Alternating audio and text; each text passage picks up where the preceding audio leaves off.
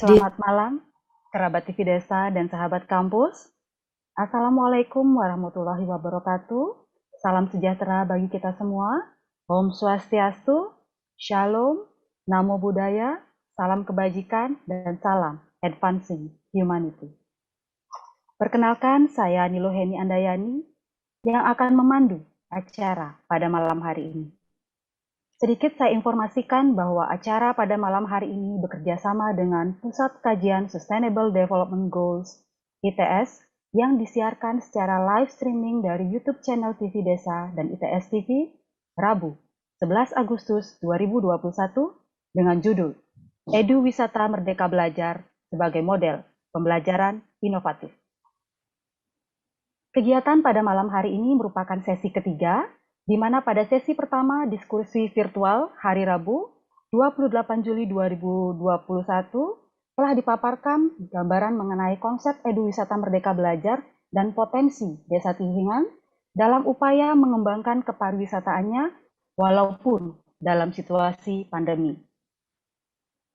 Diskusi kita yang kedua dilaksanakan pada hari Rabu 4 Agustus 2021 membahas mengenai upaya pengelolaan Edu Wisata Merdeka Belajar yang nantinya merupakan unit bisnis dari BUMDes Bukti Sedana Arta di Desa Tinga. Edu Wisata Merdeka Belajar merupakan gagasan terkait kegiatan pembelajaran langsung di alam terbuka yang nantinya dapat dikonversi menjadi alih kredit atau nilai kegiatan pembelajaran di kelas, di mana dalam pengembangan kepariwisataannya telah dilakukan dengan mempertimbangkan aspek keberlanjutan, baik kelestarian lingkungan, kondisi sosial, budaya, dan ekonomi masyarakatnya, sehingga tujuan pembangunan berkelanjutan dari rakyat oleh rakyat untuk rakyat dapat terrealisasi. Konsep Edu Wisata Merdeka Belajar mendapat dukungan dari 5 unsur kekuatan peta helix dalam pengembangan potensi desa wisata dan kawasan pedesaan. Unsur yang pertama yaitu dari dukungan masyarakat dan komunitas desa Tingan, kemudian dukungan kedua yaitu dari pemerintah, baik pusat maupun daerah, yang pusat diwakili oleh Kementerian Pariwisata dan Ekonomi Kreatif, Kementerian Desa Pembangunan Daerah Tertinggal dan Transmigrasi, dan Kementerian Pendidikan Kebudayaan, Riset, dan Teknologi. Serta dukungan daripada pemerintah yaitu pemerintah Provinsi Bali dan pemerintah Kabupaten Klungkung. Tidak lupa juga ada dukungan dari pihak swasta, begitu juga dengan kolaborasi dari institusi perguruan tinggi ITS Surabaya dengan 2 universitas perguruan tinggi di Bali, yaitu Universitas Pendidikan Ganesha dan Universitas Warmadewa, Bali. Dan tak lupa juga ada dukungan dari media yaitu TV Desa dan ITS TV. Baik, untuk mempersingkat acara, mari kita sapa narasumber kita pada malam hari ini. Yang pertama, selamat malam kepada Bapak Dr. Sutanto SHMA. Beliau merupakan Sekretaris Direktorat Jenderal.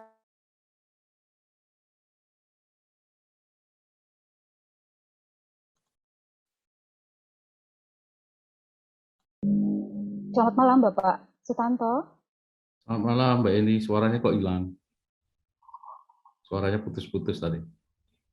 Oke, iya Bapak. Ya, terima kasih Bapak. Untuk pembicara kita yang kedua yaitu Profesor Dr. Ketut Budha Artana. Selamat malam Prof. Ketut. Beliau merupakan koordinator KKN Apmas ITS di Desa Tingan. Selamat malam Prof. Ketut. Selamat malam, Bu Loh.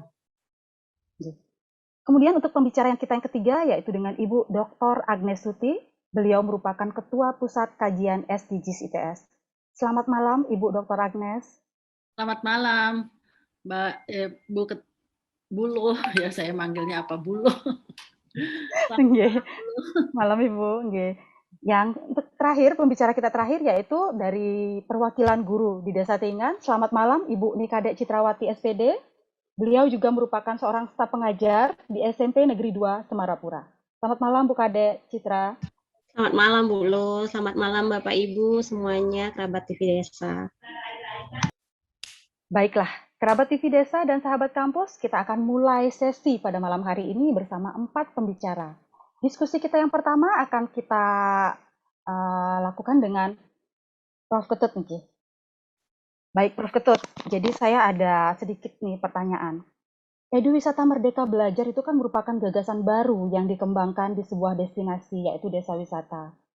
Di mana kita ketahui bahwa Desa Tingan itu merupakan salah satu desa wisata yang ada di Kabupaten Kelungkung, yang kedepannya nantinya Edu Wisata Merdeka Belajar ini akan menjadi unique selling point bagi pengembangan kepariwisataan di Tingan.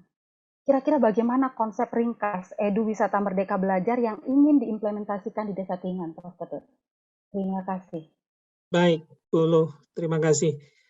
Yang saya hormati Bapak Sesdirjen, Pak Dr. Sutanto, saya senang sekali bisa bertemu Bapak pada malam hari ini. Izinkan kami di awal menjelaskan secara ringkas, Pak, kira-kira bagaimana konsep Edu Wisata Merdeka Belajar yang digagas oleh ITS bekerjasama dengan Universitas Pendidikan Ganesha dan Universitas Warmadewa di Denpasar. Yang saya hormati Bu Agnes Tuti, Bu Kade, dan kerabat TV Desa yang saya muliakan. Sebagai pengantar, mungkin kami perlu laporkan ke Pak Sesdirjen bahwa kami ITS melakukan kegiatan ini dalam rangka kegiatan KKN Abmas, Pak. Jadi kuliah kerja nyata yang melibatkan 15 mahasiswa dan pengabdian masyarakat yang melibatkan 9 dosen dari ITS. Mengambil lokasi di salah satu desa di Kelungkung, Kabupaten Kelungkung, di Desa Tingan namanya, Pak. Dan kegiatan KKN ini sudah kami lakukan sejak bulan Juni yang lalu. Ini sedang berproses, diskusi kami lakukan secara virtual untuk bisa beradaptasi dengan kondisi pandemi. Kalau tadi Pak Sesdirjen melihat di video, ada tampilan gambar tentang desa-desa dan anak-anak mahasiswa. Video itu diambil pada saat kami melakukan survei tentang program KKN ini. Saya akan mencoba menjelaskan secara ringkas tentang bagaimana gagasan Edu Wisata Merdeka Belajar yang kami sarikan bersama teman-teman di Desa Tingan, baik dari pemerintah desa, dari guru, tokoh masyarakat. Kami juga sudah berdiskusi banyak dengan beberapa dinas yang ada di pemerintah Kabupaten Kelungkung, termasuk dengan Bapak Bupati, dan minggu lalu kami mendapat kesempatan untuk berdiskusi dengan Pak Deputi Menteri Kementerian Pariwisata dan Ekonomi Kreatif. Bapak Ibu yang saya hormati, jadi secara ringkas mungkin saya ingin menjelaskan melalui 5 poin ini. Sebenarnya Edu Wisata Merdeka Belajar itu apa? Yang pertama, keyword yang pertama adalah kegiatan berwisata sambil belajar. Jadi saya sengaja meletakkan kata wisatanya di awal untuk menimbulkan suasana keceriaan, kesenangan dalam proses belajar yang dilakukan langsung di alam. Jadi berwisata sambil belajar adalah salah satu keyword yang ingin kami munculkan. Yang kedua, kegiatan Edu Wisata Merdeka Belajar sebagaimana namanya tentunya sangat berkorelasi dan sebagai upaya mendukung program Kementerian Pendidikan dan Kebudayaan serta Ristek dalam konteks Merdeka Belajar. Kami ingin memberikan kesempatan kepada siswa maupun mahasiswa, apakah itu di tingkat SD, SMP, SMA, maupun di tingkat mahasiswa, untuk belajar langsung di Desa Tingan, mempelajari beberapa potensi yang ada di Desa Tingan. Nanti akan kami sampaikan apa saja konten pembelajaran yang sejauh ini yang sudah kami siapkan. Yang ketiga itu, kami bersama komunitas guru di Desa Tingan berdiskusi beberapa kali dan posisi saat ini masih sedang proses untuk menajamkan beberapa konten kreatif dan sifatnya lebih holistik begitu ya. Proses pembelajaran yang tidak hanya satu arah, tidak pada berbasis pada guru, tetapi lebih berbasis pada siswa untuk menggali potensi-potensi yang ada di siswa itu sendiri dan menyesuaikan dengan potensi yang dimiliki oleh Desa Tingan. Karena itulah nantinya kontennya lebih bersifat kreatif. Dan kami masih mencari bentuk bagaimana kemudian kegiatan pembelajaran di Desa Tingan nantinya yang dilakukan oleh siswa. Bayangan kami, satu kelompok siswa akan datang ke Desa Tingan, kemudian mereka akan belajar tentang, sebagai contoh misalnya tentang gamelan. Karena Desa Tingan adalah sentra produksi gamelan nasional. Jadi kalau kita ngomong gamelan Bali yang ada di Indonesia maupun di dunia lah katakan gitu, saya sangat yakin bahwa gamelan tersebut diproduksi di Desa Tingan. Nah, proses pembuatan gamelan akan dipelajari di Desa Tingan berinteraksi langsung dengan pengrajin gamelan, kemudian mereka akan mencoba untuk mengerjakan bagaimana proses produksi gamelan, bagaimana menggunakan gamelan, dan proses pembelajaran ini kemudian kita harapkan bisa menjadi bagian dari proses evaluasi yang dilakukan oleh guru di kelasnya. Sehingga sebagian dari kegiatan atau evaluasi yang dilakukan di dalam proses homestaying di Desa Tingan itu akan menjadi bagian dari penilaian di kelas nanti.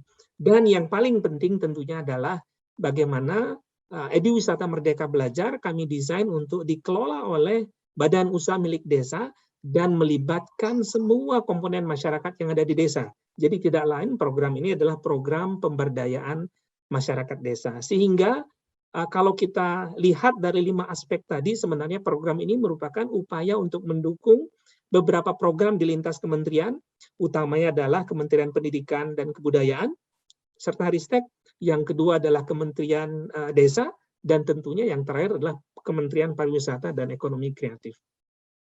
Pak Sesdirjan yang kami hormati dan Bapak Ibu sekalian, kerabat TV Desa, kurang lebih kerangka konsepnya menjadi seperti ini. Ada 5 poin yang ingin kita kembangkan di Eduwisata Merdeka Belajar. Yang pertama, tentunya kami ingin membangun ekosistem pembelajaran yang menyatu dengan alam. Kemudian memanfaatkan local wisdom, dan konten pembelajarannya tentunya sangat disesuaikan dengan potensi yang ada di desa tersebut. Kemudian guru, BUMDes, masyarakat itu akan menjadi komponen dari ekosistem pembelajaran di Eduwisata Merdeka Belajar Desa Tingan ini. Yang kedua, kegiatan ini tentunya akan membutuhkan penguatan tenaga pengajar. Proses pembelajaran akan berbasis siswa, kemudian ini merupakan ruang bagi guru untuk melakukan inovasi dalam bentuk model pembelajaran, metode pembelajaran yang lebih interaktif sehingga membuat hubungan antara guru dan siswa itu menjadi lebih dekat dan lebih nyaman. Dan tentunya dengan kedatangan dari pelajar-pelajar suatu saat belajar ke Tingan dari tempat lain, apakah dari Jawa, dari Sumatera, dari manapun juga, bahkan di luar negeri mereka belajar ke Desa Tingan, maka proses benchmarking serta peningkatan kompetensi akan terjadi. Dan kami ingin proses Eduwisata Merdeka Belajar ini kemudian menjadi pengembangan pedagogi inovatif gitu ya, menyatukan antara kegiatan co-kurikuler, ekstrakurikuler, ada bobot pengembangan kepemimpinan leadership misalnya, kemudian pengembangan wawasan global karena konteksnya adalah kewisataan dan utamanya adalah pengembangan kebinekaan. Kemudian ada 2 poin lainnya adalah konten pembelajaran yang tematik dan holistik, serta kami sekali lagi di Eduwisata Merdeka Belajar ini betul-betul ingin menyesuaikan konten pembelajaran dengan minat dan bakat daripada siswa tersebut. Jadi secara ringkas 5 poin ini yang menjadi kunci dari Eduwisata Merdeka Belajar, khususnya di sisi proses pembelajarannya yang ingin kita berikan. Nah, proses pembelajarannya bagaimana? Kami lebih cenderung merekomendasikan proses pembelajaran secara model pembelajaran case-based learning atau project-based learning.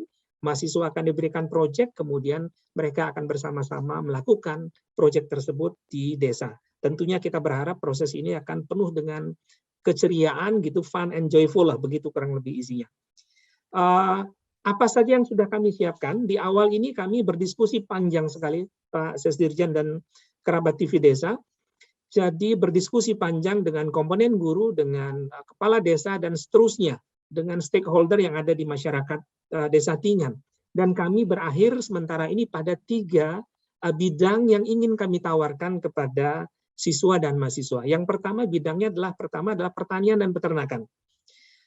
Gambar-gambar berikut sebagian kami ambil dari kondisi di Desa Tingan, bahwa di Desa Tingan ada ternak unggas, ada ternak sapi, dan potensi pertanian Lombok sangat kuat. Kemudian menanam padi, kegiatan menanam padi, menanam sayur, irigasi, dan seterusnya. Jadi konten-konten ini yang ingin kami kembangkan secara inovatif sehingga siswa tidak hanya belajar teori saja, tetapi langsung mempraktekannya di lapangan.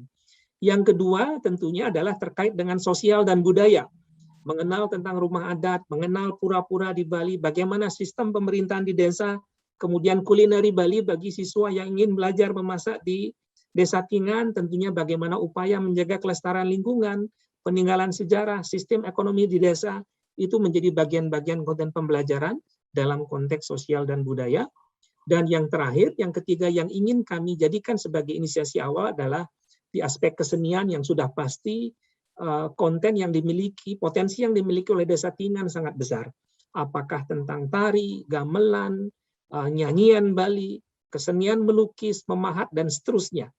Potensi-potensi ini yang ingin kita gali, kita tawarkan kepada siswa untuk kemudian mereka tinggal di Desa Tingan dalam periode waktu tertentu, apakah 3 hari, apakah 1 minggu, dan selama mereka tinggal di Desa Tingan, mereka akan dibimbing oleh guru-guru di Desa Tingan untuk melakukan kegiatan pembelajaran berdasarkan kurikulum yang kami desain.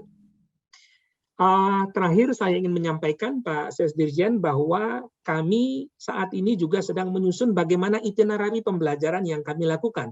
Ini beberapa model awal saja. Misalnya siswa akan berada di Desa Tingan selama 3 hari. Mereka datang, mereka akan melakukan kegiatan homestaying, tinggal di rumah penduduk. Kemudian di hari pertama mereka akan mendapatkan penjelasan secara umum tentang gamelan Bali kalau mereka ingin mengambil gamelan dan tarian kursusnya begitu atau pembelajarannya. Kemudian mereka akan diberikan kesempatan untuk meninjau sentra gamelan Bali, melihat bagaimana cara membuat, teknologi materialnya, bagaimana perawatannya, termasuk mungkin bagaimana marketingnya. Kemudian di malam hari mereka kembali ke homestay, mereka akan diputarkan video bagaimana teknologi pembuatan gamelan mereka bisa menghubungkan antara apa yang mereka lihat dan apa yang ada di video. Nah, karena kegiatan ini lebih fun gitu, besoknya kita ajak mereka untuk trekking atau cycling misalnya. Desa Tingan memiliki areal trekking yang sangat cantik begitu. Dan pada hari yang sama, siangnya kemudian mereka menuju sanggar tari. Mereka akan mempraktikkan dasar-dasar gamelan, praktek belajar dasar-dasar tari. Kemudian siangnya mereka melakukan workshop dengan menggunakan pakaian tari Bali dan seterusnya. Mereka akan melakukan kegiatan workshop berlokasi di sanggar tari yang ada di Desa Tingan. Dan malamnya kembali mereka akan melakukan diskusi atau menonton video. Nah, besoknya ada kegiatan outbound, kemudian mereka akan diminta secara berkelompok untuk menulis resume tentang tari Bali dan gamelan Bali, dan malam harinya mereka akan melakukan presentasi, mendiskusikan apa yang mereka lihat, apa yang mereka alami, dan tentunya kita ingin mendapatkan masukan dari siswa, aspek-aspek apa yang perlu diperhatikan dalam gamelan dan tari, dan seterusnya.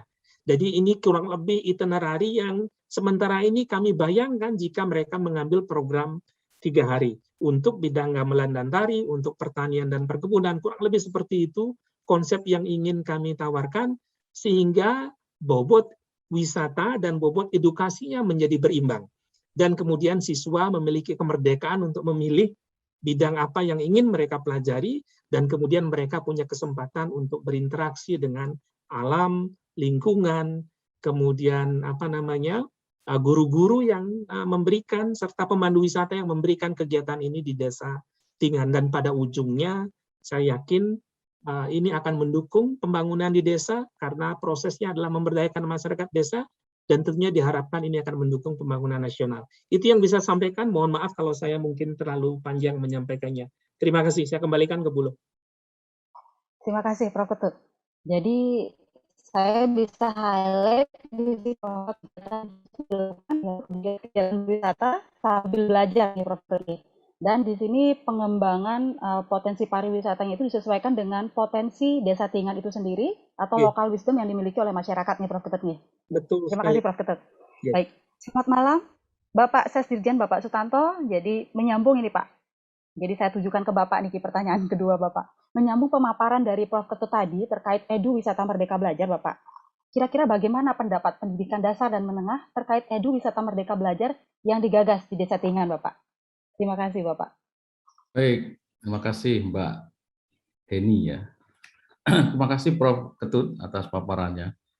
Ya, menarik saya kira. Ini kalau konsep yang disampaikan Pak Ketut itu saya kira mirip-mirip dengan sekolah penggerak yang menjadi salah satu paket Merdeka Belajar kebijakan Mas Menteri terkait dengan khususnya untuk pendidikan PAUD dasar dan menengah. Mirip-mirip itu Pak, karena saya lihat tadi berfokus pada siswa. Itu sama itu. Nah, itu nanti pembelajarannya itu akan berfokus pada siswa. Kemudian tentunya ada peningkatan sumber daya manusia di sekolah itu, ada peningkatan kompetensi tentunya diawali. Jadi sekolah penggerak itu juga akan diawali dengan peningkatan kompetensi GTK ya, guru dan tenaga pendidikan di sekolah itu, baik kepala sekolah, gurunya, pengawas sekolahnya dan sebagainya. Itu mirip-mirip menurut saya. Nah, saya ingin tanya justru ini diterapkan di beberapa sekolah di desa Tihingan tadi atau belum, atau bagaimana diterapkan. Kemudian untuk mengintervensi kegiatan eduwisata ini tentunya kan sekolah yang menjadi tempat praktek itu apakah hanya menggunakan anggaran yang ada di sekolah itu atau mungkin ada supporting anggaran ya mungkin dari ITS atau dari pemerintah daerahnya atau bagaimana. Kalau dari sisi konsepnya mirip-mirip, saya suka juga karena itu juga saya lihat pembelajaran juga kombinasi ya, tidak selalu di dalam kelas begitu. Kemudian juga ada di luar kelas. Itu saya lihat mirip-mirip. Nanti mungkin saya sampaikan yang konsepnya sekolah penggerak. Itu saya kira Mbak Heni. Terima kasih Bapak. Berarti gayung bersambut ini Bapak Nggih. Berarti program Edu Wisata Merdeka Belajar yang kita coba akan kembangkan itu hampir mirip dengan, ada kemiripan dengan program pemerintah mengenai sekolah penggerak Bapak Nggih. Mungkin untuk menjawab pertanyaan Bapak barusan, saya mohon bantuan Prof. Ketut terkait dengan bagaimana konsepnya Edu Wisata Merdeka Belajar, apakah akan diterapkan di sekolah atau akan diterapkan di desa oleh masyarakatnya. Terima kasih Prof. Ketut, mohon bantuannya Prof. Ketut. Oke, Pak Ses, saya terima kasih atas pertanyaannya. Jadi dari diskusi yang kami lakukan dengan Bapak Kepala Dinas Pemberdayaan Masyarakat Desa, Bapak Kepala Dinas Pariwisata dan Pendidikan di Kabupaten Kelungkung, Pak, kami sepakat bahwa program ini sebenarnya tidak hanya menyasar siswa yang berada di luar Desa Tihingan, bukan hanya siswa yang berada di Kelungkung saja, gitu Pak ya. Tetapi kami juga berharap bahwa program ini akan diikuti oleh siswa-siswa dari luar daerah yang ingin belajar tentang kekayaan lokal yang ada di Desa Tihingan. Kemudian tentunya kegiatan ini akan sangat melibatkan sekolah yang ada di Desa Tihingan, karena peran guru-guru yang ada di Desa Tihingan nanti yang sebenarnya kami katakan yang paling potensial untuk mengajar adalah guru-guru saat ini yang memang berasal dari Desa Tihingan. Apakah itu guru SD, guru SMP, guru SMA, begitu Bang. Mereka yang akan kemudian menjadi pemandu dalam kegiatan ini. Karena apapun juga, mungkin pemandu wisata banyak kalau di Desa Tihingan, Mbak. Tetapi kan ini konteksnya lebih bagaimana antara belajar dan wisata itu menjadi satu. Sehingga peran guru dan peran pemandu wisata itu harus bekerja sama. Agar kemudian siswa yang datang ke Desa Tihingan betul-betul mendapatkan konten pembelajaran dan capaian pembelajaran yang diharapkan itu bisa diperoleh begitu Pak. Nah, dukungan sejauh ini terus terang, ini kegiatan belum kami mulai, rencananya kami akan launching di Februari minggu pertama tahun 2022 Pak. Pak Sesdirjen, karena itu kami saat ini sedang berkejar-kejaran untuk menyiapkan konten kurikulumnya. Kami berharap kurikulumnya nanti bisa saya tidak tahu istilahnya apa Pak, jadi disertifikasi lah begitu Bang, diakui sehingga itu menjadi arahnya nanti sebenarnya bukan kredit transfer begitu Pak, karena durasinya tidak akan terlalu panjang begitu, mereka akan stay di Tihingan 3 hari 1 minggu, tetapi menjadi bagian dari komponen penilaian yang bisa diberikan kepada siswa, sehingga kami yang punya kewajiban untuk menyesuaikan antara potensi lokal yang ada dengan learning outcomes yang didesain oleh sekolah, begitu Pak. Sehingga mudah-mudahan selama seminggu siswa berada di Desa Tihingan, mereka mendapatkan pembelajaran, mereka didampingi oleh guru-guru Desa Tihingan, mereka akan quote, saya tidak ingin sebenarnya menggunakan kata dievaluasi Pak, tapi mau tidak mau karena ini targetnya adalah menjadi komponen penilaian, maka harus dievaluasi oleh guru yang ada di desa. Dan itu kita harapkan bisa menjadi bagian penilaian yang diberikan kepada siswa. Itu kurang lebih Pak Zes. Jadi saya pribadi tentunya sangat berharap mudah-mudahan ada beberapa program di Kementerian Dikbud-Ristek yang mungkin bisa mendukung penyiapan program ini, sehingga betul-betul di bulan Februari minggu pertama tahun 2022 kita bisa launching, dan mohon berkenan juga mudah-mudahan kalau Pak Menteri berkenan atau Bapak gitu dari Dirjen PAUD dan Kesmen, Bang, berkenan untuk meluncing kegiatan ini, kami akan sangat berterima kasih, Pak. Terima kasih, Bu. Terima kasih, Prof. Ketut. Bu Heni, Bapak. saya menambah sedikit. Iya, Bapak. Saya pikir tadi sudah mulai jalan program ini, sudah diterapkan di beberapa sekolah, atau ternyata baru disiapkan ya, Pak. Ya. Baik, kebetulan ini informasi awal. Untuk program sekolah penggerak itu tahun ini kan mulai 2.500 di 111 kabupaten kota. Nah, yang untuk tahun depan, tahun 2022 itu akan bertambah 7.500. Nah, itu di 139 kabupaten kota yang baru. Nah, totalnya jadi tahun 2022 itu menjadi 10.000 dan di 250 kabupaten kota. Nah, Kelungkung ini saya cek barusan, itu masuk tahap 2 nanti. Jadi tahap 2 yang masuk tahap pertama kemarin Kota Denpasar dan Buleleng di Bali itu. Nah, nanti tahap kedua itu kebetulan Kabupaten Badung dan Kelungkung gitu. Nah, ini saya kira bisa nanti bisa sejalan gitu ya. Melaksanakan program Eduwisata ini dengan program sekolah penggerak nanti. Kalau yang untuk tahun 2022 tentunya baru akan mulai bulan Juli ya Pak, pertengahan Juli, sesuai dengan mulainya tahun ajaran baru 2022-2023 nanti. Ya, makasih Mbak Eni. Baik, terima kasih banyak Bapak. Bapak menyambut tadi Pak ya, Bapak jelaskan mengenai program mengenai sekolah penggerak Bapak. Kira-kira bisa nggak dibantu dijelaskan ke kami sekolah penggerak itu konsepnya seperti apa Bapak? Jadi persepsi kita biar sama ini Pak. Terima kasih Bapak. Baik, sepintas ya. Saya mungkin bisa boleh, share screen ya. Oke, monggo Bapak. Silakan.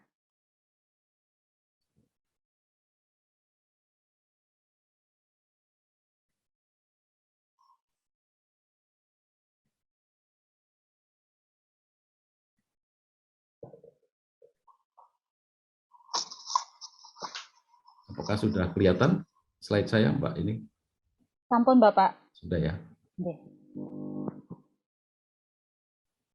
Baik, terima kasih atas waktunya.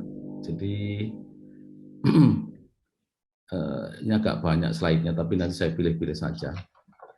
Jadi kemarin diskusi dengan Bu Tuti, saya diminta menyampaikan apa ini. Gitu. Jadi memang kebijakan Mas Menteri, beberapa kegiatan program-program prioritas itu dikemas dalam sebuah kebijakan namanya Merdeka Belajar. Nah, sampai hari ini Mas Menteri itu sudah mengeluarkan 10 episode namanya tentang kebijakan Merdeka Belajar. Nah, salah satunya namanya sekolah penggerak tadi. Gitu. Nah, mungkin sepintas saja saya sampaikan. Yang pertama, episode yang pertama Merdeka Belajar itu awal-awal menjadi menteri beliau menghapus ujian nasional, kemudian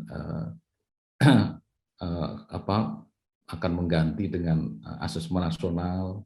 Nah, yang dimaksud lebih merdeka itu penyederhanaan RPP guru, kemudian adaptasi penerimaan, jadi ada perubahan kebijakan terkait dengan PPDB.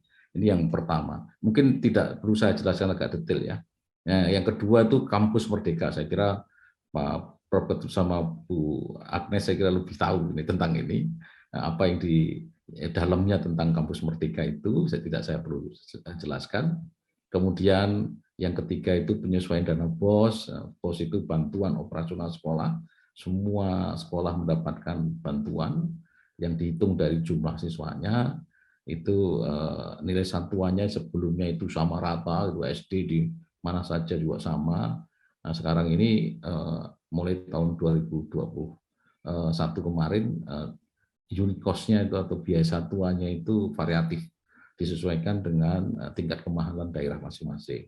Jadi mungkin satu anak SD biaya operasionalnya itu dengan yang di Papua kan berbeda begitu.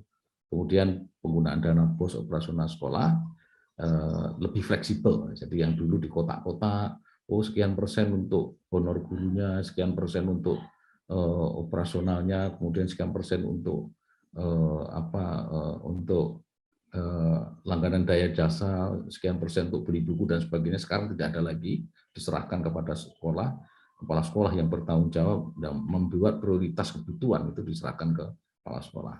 Kemudian pelaporannya juga didesain dengan sistem sehingga tidak membebani para warga sekolah ya, terutama guru dan kepala sekolah untuk membuat laporan penggunaan dana BOS itu. Kemudian yang keempat itu organisasi penggerak. Ini juga saya kira sepintas saja. Ini adalah program pemberdayaan masyarakat secara masif melalui dukungan pemerintah untuk meningkatkan kualitas guru dan kepala sekolah. Jadi ini yang organisasi masyarakat yang dipilih itu adalah organisasi yang mempunyai pengalaman dalam pengelolaan pendidikan yang dianggap sudah berhasil. Nah, itu yang diberikan bantuan untuk mengembangkan terutama dalam pemberdayaan peningkatan kualitas guru dan kepala sekolah.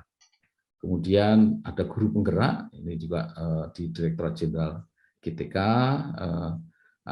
Kegiatan program ini adalah untuk mendorong guru penggerak menjadi pemimpin-pemimpin pendidikan di masa depan. Itu di training sampai 9 bulan, diberikan pembekalan 9 bulan, jadi diberikan motivasi, kemudian agak lama pembekalannya sampai 9 bulan. Nanti setelah turun diharapkan mereka mempunyai terobosan-terobosan baru untuk mempengaruhi perubahan positif di sekolah. Kemudian diharapkan pemerintah daerah bisa mempromosikan guru-guru yang lulusan sekolah guru penggerak itu menjadi kepala sekolah dan mungkin dari pejabat-pejabat struktural yang ada di dinas pendidikan.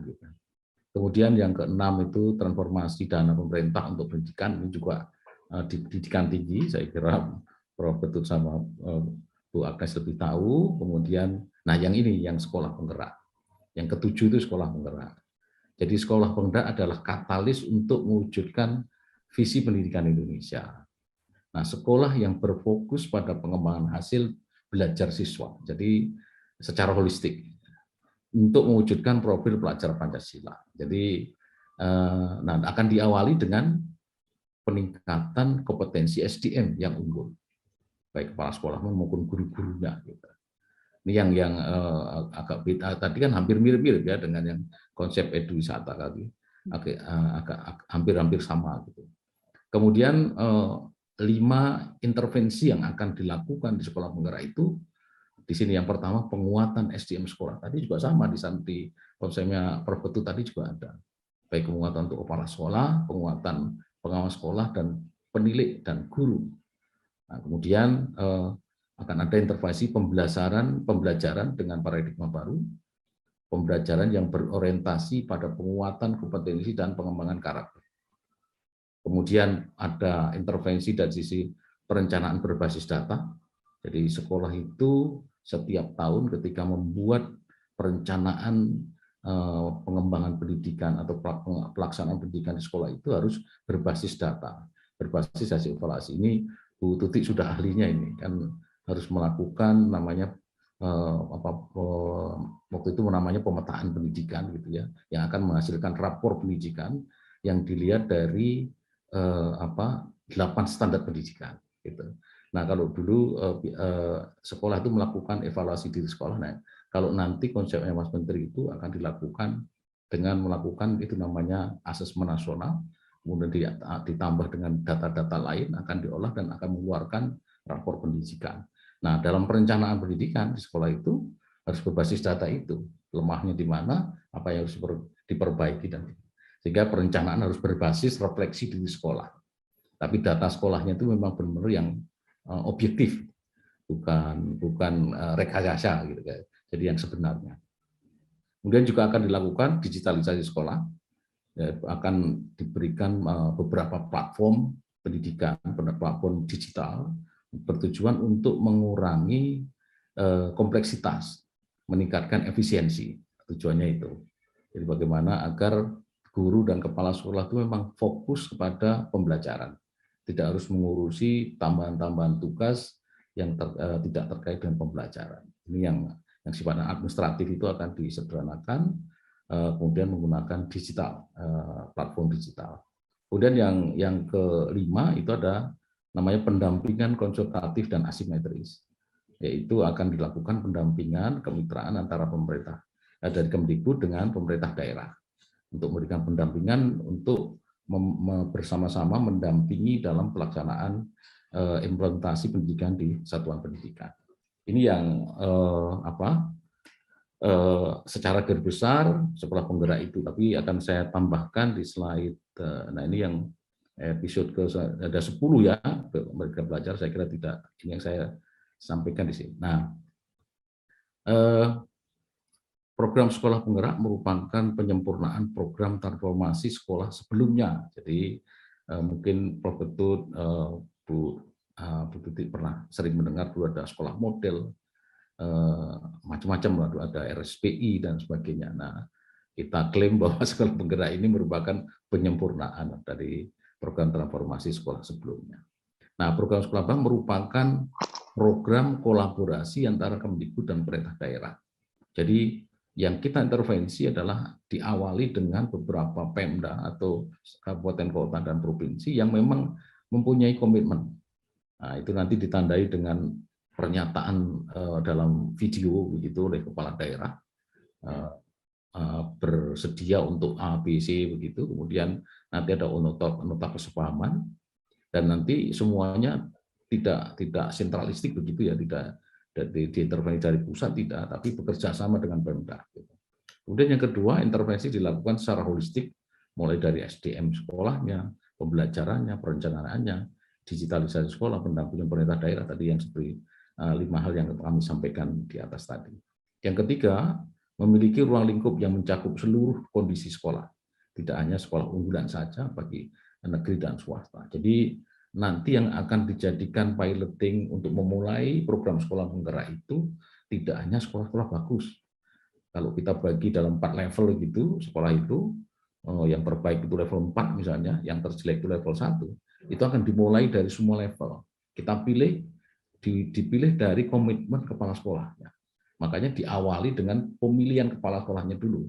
Setelah Pemdanya menyetujui, mempunyai berkomitmen, kemudian nanti akan diawali pemilihan kepala sekolah di daerah itu.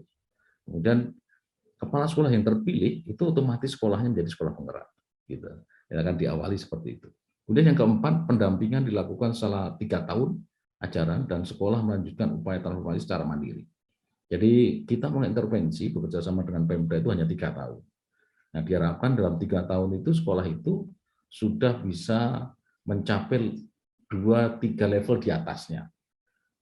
Jadi selama 3 tahun itu 1 atau 2 level di atasnya. Diharapkan sudah ada kenaikan performance gitu, baik 1 atau 2 level sebelum dia melaksanakan program sekolah penggerak. Nah, kemudian yang kelima, program dilakukan terintegrasi dengan ekosistem hingga seluruh sekolah Indonesia menjadi nanti tentunya setelah sekolah-sekolah tadi mencapai level 4, nanti sekolah itu dengan komitmen Pemda harus melakukan pengimbasan, memberikan pengalaman praktek baiknya kepada sekolah lain di sekitar sekolah itu, sehingga diharapkan sekolah itu bisa menularkan kepada sekolah lain, dan sekolah lain akan juga mengikuti seperti pola yang dilakukan di sekolah penggerak. Ini merupakan penyempurnaan dari transformasi. Nah, program sekolah penggerak akan mengakselerasi sekolah negeri dan swasta di seluruh tahap untuk bergerak 1-2 tahap lebih maju. Tadi sudah saya sampaikan. Jadi kalau kita gambarkan dalam slide ini, misalnya dari sisi hasil belajar yang tahap 1 itu kondisinya hasil belajarnya masih 3 sama dengan atau lebih dari 3 tingkat di bawah level yang diharapkan, yang paling bawah lah gitu ya. Kemudian lingkungan belajarnya biasanya dari level-level bawah itu masih kita lihat ada perundungan menjadi norma di situ. Kemudian pembelajarannya secara rutin masih mengalami gangguan. Nah, ini level 1. Kemudian level 2, level 3, dan sampai level 4. Nah, diharapkan dalam 3 tahun itu sudah mencapai 1-2 tahap dari level ini. Dan nanti setelah 3 tahun tentunya pemerintah daerah harus mengambil alih pendampingan ini dan harus mengembangkan kepada sekolah lain. Diharapkan seperti itu. Kemudian apa manfaat untuk sekolah penggerak? Yang pertama, paling tidak meningkatkan hasil mutu pendidikan dalam kurun waktu 3 tahun. Setelah didampingi 3 tahun, itu tentunya harus ada peningkatan peningkatan kualitas pendidikannya. Kemudian yang kedua, meningkatnya kompetensi kepala sekolah dan guru, karena memang diberikan pelatihan-pelatihan dan pendampingan oleh instruktur nasionalnya gitu. Kemudian ada tadi percepatan digitalisasi sekolah, kemudian percepatan mencapai profil pelajar Pancasila, mendapatkan pendampingan intensif untuk transformasi sekolah. Nah, tentunya juga nanti berkesempatan untuk menjadi katalis perubahan tadi untuk menjadi sekolah yang bisa mengimbaskan kepada sekolah lain. Nah, kemudian, nah ini tahapannya. Jadi rencananya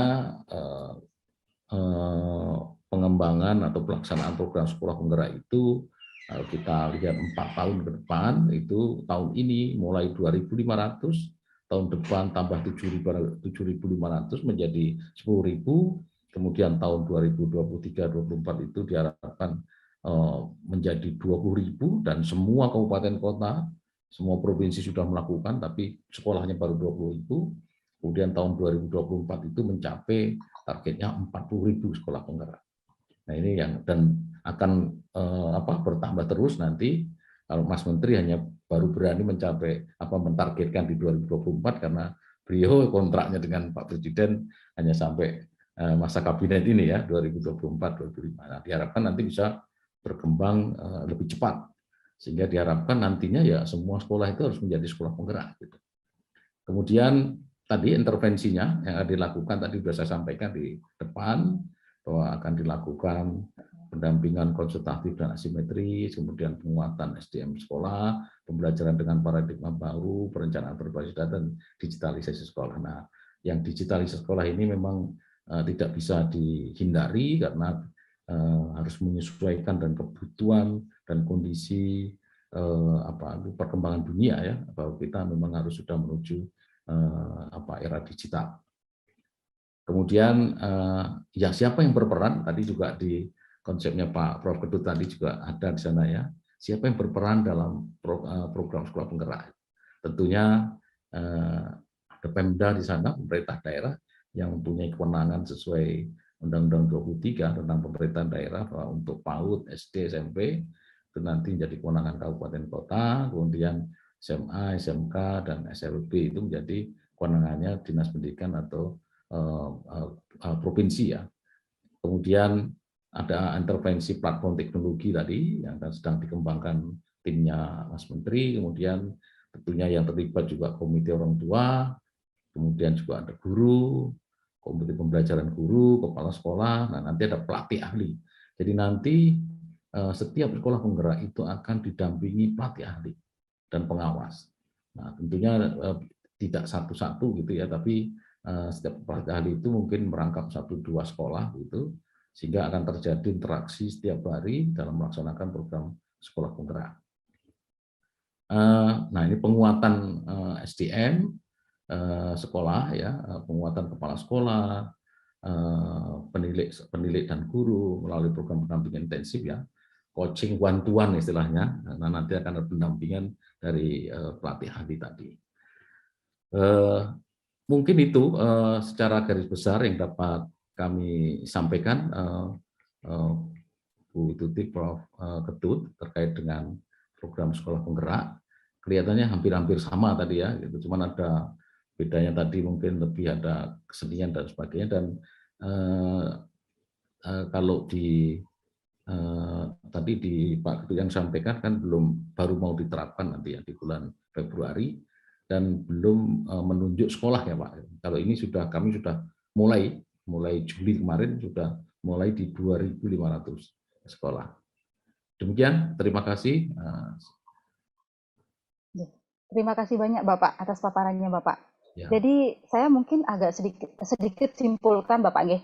Jadi sebenarnya program Edu Wisata Merdeka Belajar yang coba akan yang akan dikembangkan itu, jujur saya akui memang sangat ada kemiripan dengan program sekolah penggerak. Dan lebih bagusnya lagi Bapak, bukannya saya bagaimana, tapi dari pengamatan, kalau seandainya dilihat di sekolah penggerak ada intervensi Bapak Anggi. Nah di kita juga ada intervensi Bapak. Jadi tapi outputnya yaitu pemberdayaan masyarakat desa Bapak terhadap untuk mengelola potensi desanya tersebut. Mungkin nanti ini akan lanjut lagi dengan terkait dengan mungkin ke Ibu Agnes nih Bapak Anggi, karena ini ada hubungannya dengan sustainable pencapaian SDGs. Nah, Ibu mohon gininya Ibu, untuk program ini kalau seandainya dapat berkorelasi dengan target-target pencapaian SDGs skala nasionalnya itu bagaimana Ibu? Ibu Agnes, saya mohon. Halo Ibu Agnes, selamat malam. Ternyata masih mute. Oh, Ibu. Terima kasih Bu Luh, Pak Ses. Senang sekali bisa mendengar suaranya Pak Ses ini, sudah sangat walaupun nggak ketemu langsung. Dulu janjian. Sudah lama nggak ketemu ya? Iya, janjian kan nggak akhirnya pandemi ya, akhirnya nggak.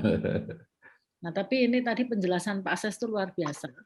Menurut saya, Bu Luh, sebelum saya masuk ke SDG ya Bu Luh ya, saya melihat overlapping dengan program Edu Wisata.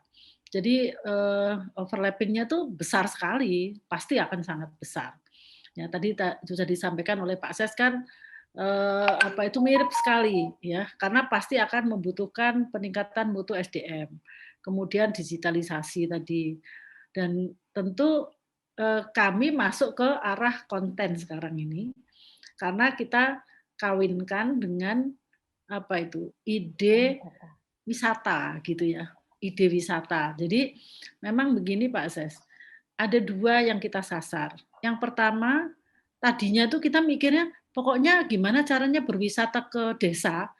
Kami ambil Tihingan itu kan karena hanya sebagai salah satu case ya, Tihingan. Tapi sebenarnya yang kita inginkan kan model edu wisata itu bisa diterapkan di mana-mana. Di Papua bisa, di mana-mana bisa, modelnya seperti ini gitu. Nah, lalu setelah lama berdiskusi, kok kita bicaranya wisata-wisata berarti yang diajar itu oleh wisatawan yang diajar itu berarti kan orang luar desa Tihingan yang akan kita ajari untuk mengembangkan model pembelajaran seperti yang disampaikan oleh Prof. Ketut tadi gitu. Nah, orang Tihingannya sendiri bagaimana? Lalu kita berpikir, nah kalau gitu harusnya sekolahnya dulu diajarin dulu gitu, supaya nanti kalau ada wisatawan dari Tihingan ya sekolahnya sudah seperti itu kan, seperti itu ya. Itulah yang tadi saya katakan ada overlapping.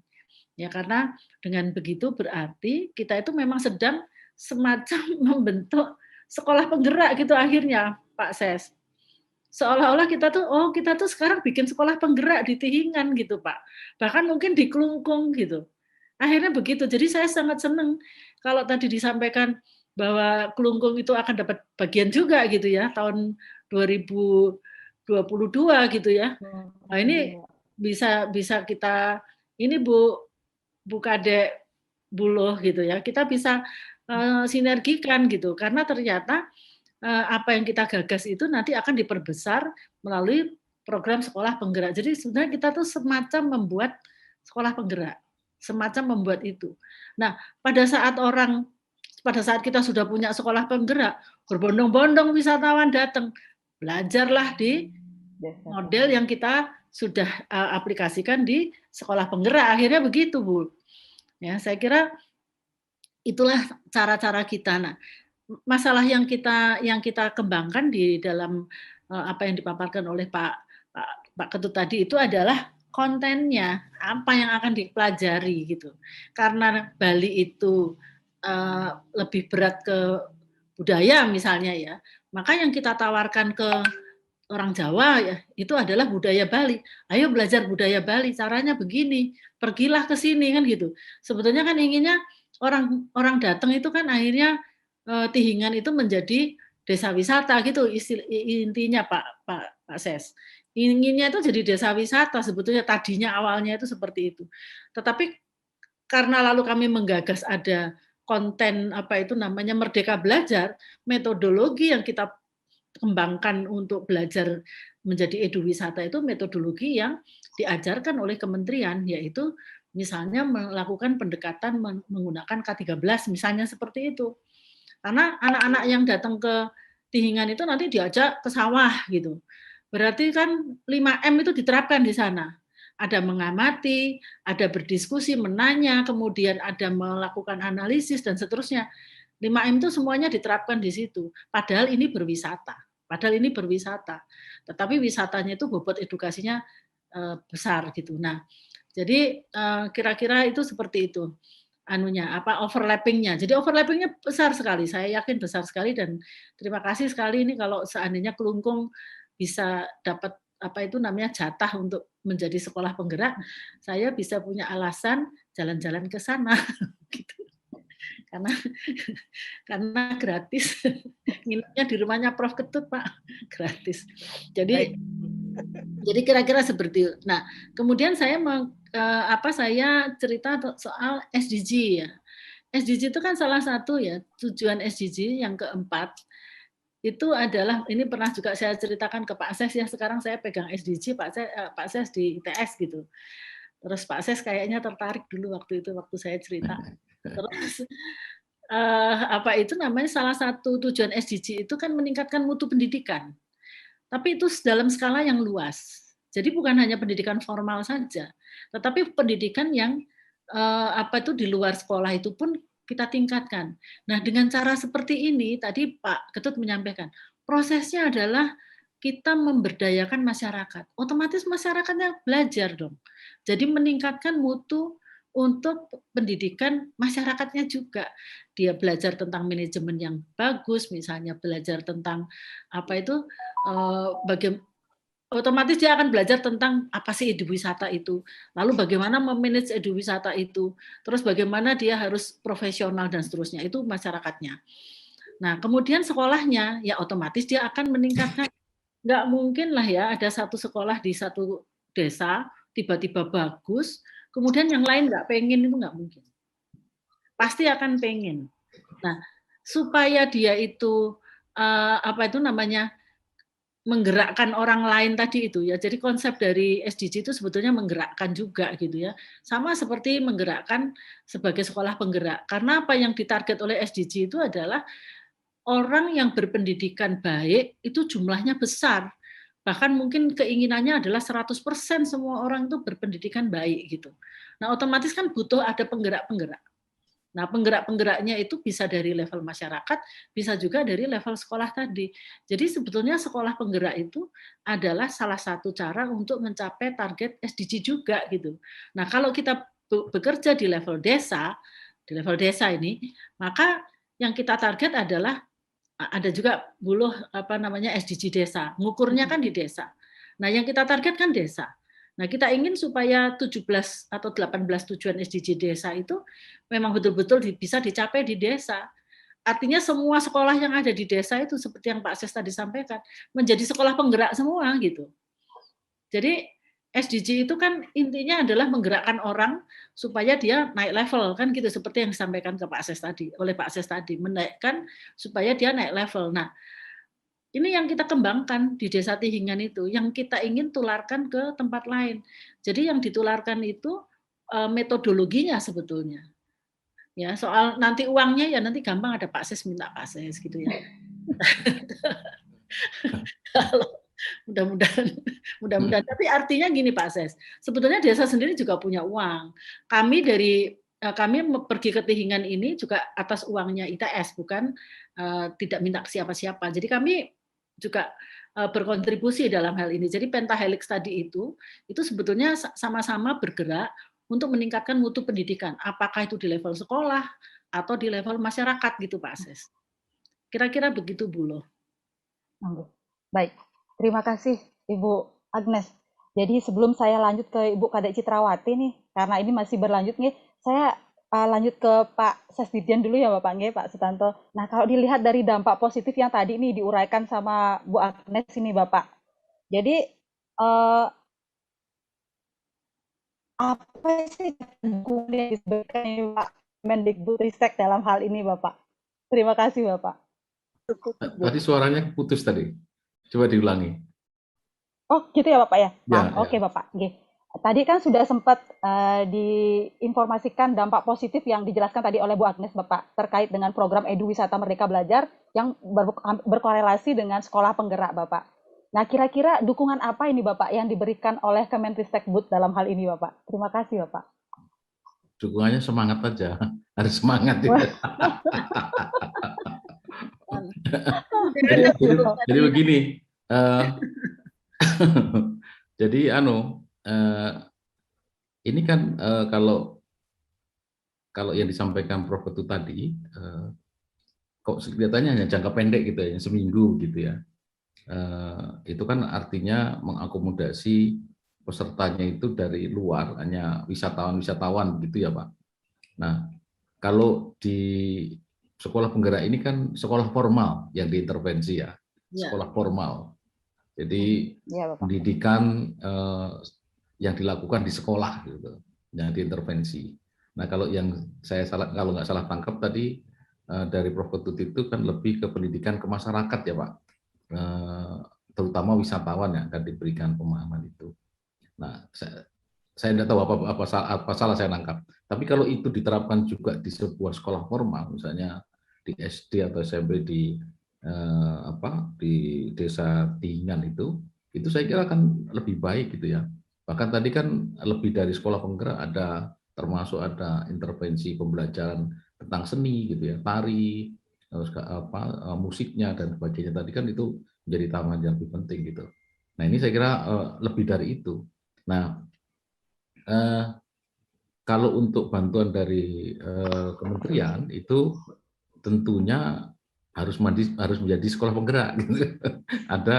Ada sekolah di desa itu yang harus masuk sekolah penggerak. Nah, caranya bagaimana? Harus ikut seleksi kepala sekolahnya.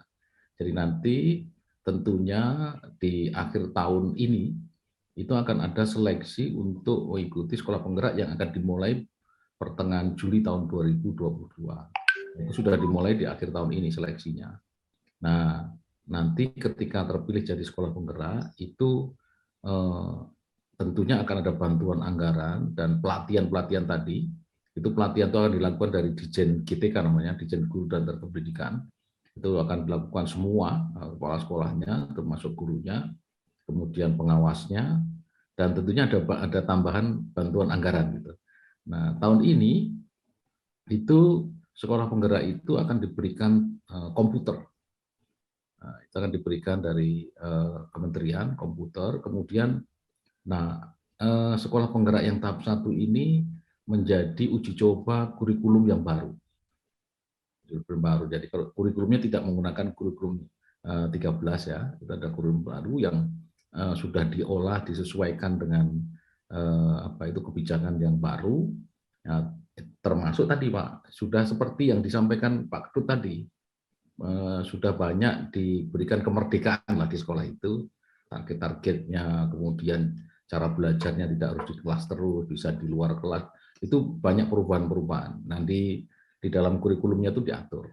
Nah, itu akan diuji coba. Tentunya juga dapat buku kurikulum, dan sekarang sudah buku e-booknya, buku digitalnya sudah diupload di laman sekolah penggerak namanya, itu bisa di-download, itu bisa dibaca-baca juga ada itu.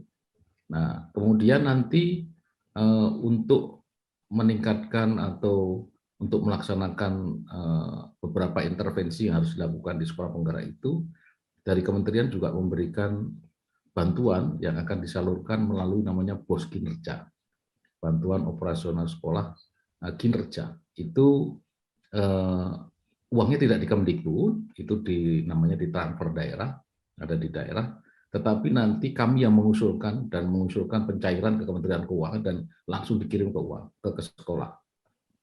Itu untuk SD tahun ini agak lumayan tuh SD dapat 150 juta 1 tahun untuk tambahan intervensi tadi untuk melakukan perubahan-perubahan itu tentunya memang tidak hanya anggarannya tidak cukup hanya dari pos reguler ya, kemudian akan ditambah dari pos kinerja. Nah, mudah-mudahan ke depan saya tidak tahu ini karena kondisi keuangan negara ya, kita sedang turun, jadi anggaran kita juga turun jauh itu. Nah, mudah-mudahan masih bisa bertahan pemberian bantuan itu. Tapi kita belum bisa memastikan nanti nunggu bulan akhir September, nunggu pagu anggaran namanya yang turun untuk 2022 itu, apakah masih tetap atau berkurang atau bisa-bisa bertambah. Tapi kalau bertambah nggak mungkin karena kondisi ekonomi negara kita sedang kurang sehat ya, jadi kelihatannya agak sulit itu. Itu saya kira. Nah kalau diberikan bantuan khusus gitu, saya kira harus ada programnya apa gitu. Nah itu kalau bisa ada desa di situ, ada sekolah di desa itu bisa masuk sekolah penggerak, itu akan diberikan bantuan cukup banyak nanti. Nah tentunya nanti sekolah penggerak di situ kan bisa diterapkan tadi kurikulum yang disampaikan Prof. Ketut tadi digabungkan di situ akan lebih bagus itu saya kira. Dan tentunya kalau saya lihat pasti itu matching ya, bisa digandengkan di situ, dikawinkan di situ. Itu saya kira Bu Heni. Terima kasih. Baik, terima kasih Bapak Sesjen, Bapak Sutanto. Nggih. Wonten tanggapan dari Bu Agnes atau Prof. Ketut terkait yang disampaikan oleh Bapak Sutanto? Ya, Bu. Jadi saya kira cukup jelas kok. Karena Kementerian Pendidikan ya pasti kalau memberikan support itu kepada sekolah ya, bukan kepada masyarakat nih Pak. Pada sekolah. Artinya kan sebetulnya tadi disampaikan apa itu namanya pentahelix yang tadi kita istilahkan pentahelix itu Pak Ses tadi juga menyampaikan juga siapa sih yang apa itu namanya berperan tadi. Itu kan salah satunya kan pemerintah daerah maksud saya, sesuai dengan apa Undang-Undang Nomor 23 fungsinya apa gitu. Nah artinya nanti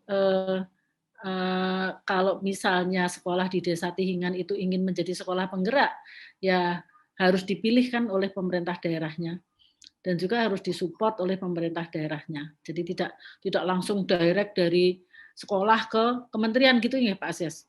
Ya, pasti akan harus ada ini apa itu namanya didorong oleh pemerintah daerah. Nah, saya kok begini ya, karena apa itu menjadi sekolah penggerak itu syarat-syaratnya itu cukup banyak ya, karena memang harus sekolah yang punya kualitas tinggi. Ini ITS itu akan sangat bisa membantu sekolah-sekolah yang ada di Tihingan tadi, yaitu misalnya saja dari sisi ya dari banyak sisi ya. Karena kan ITS punya ahli-ahli yang di bidang IT misalnya dan sebagainya. Nah, artinya menyiapkan sekolah itu supaya bisa dipilih gitu ya, menjadi sekolah penggerak gitu. Itu kan kita udah dapat bocoran nih. Kita siapin dulu gitu kan. Kita siapin dulu supaya nanti dipilih sama Pak Ses gitu. Supaya nanti dipilih oleh pemerintah daerahnya juga. Nah, nanti kita akan kan sudah matching tadi kata Pak Ses, kan ini sudah matching sekali. Berarti kan nanti akan ada apa itu namanya matching kita itu dengan pemerintah daerah dengan Kabupaten Klungkung gitu kan, bahwa itu yang akan diangkat. Jadi sekolah penggerak di Kabupaten Klungkung itu misalnya bobot pembelajaran yang lokal wisdom tadi, yang muatan lokal tadi itu muatan lokal dari sisi budaya, dari sisi apa tadi lingkungan dan sebagainya itu kan akan diangkat menjadi konten yang unggulannya gitu ya. Kira-kira kok saya melihatnya ke sana. Nah, kita kan sudah siap-siap nih. Berarti kan sekolahnya udah paham gitu ya. Nanti kalau dites-tes tuh kira-kira ya akan lolos lah gitu. Sudah kira-kira begitu ya proses. Ini aku aja gitu. Saya mungkin tinggi gitu ya Pak Ketut. Silakan. Saya nambah dikit saja. Artinya sebenarnya program edukasi Eduwisata Merdeka Belajar di Desa Tihingan dengan program sekolah penggerak yang dijelaskan oleh Pak Ses tadi sangat saling mendukung gitu. Jadi program di tingkat kementerian bisa kita gunakan untuk penguatan kapasitas sekolah dan SDM-nya begitu.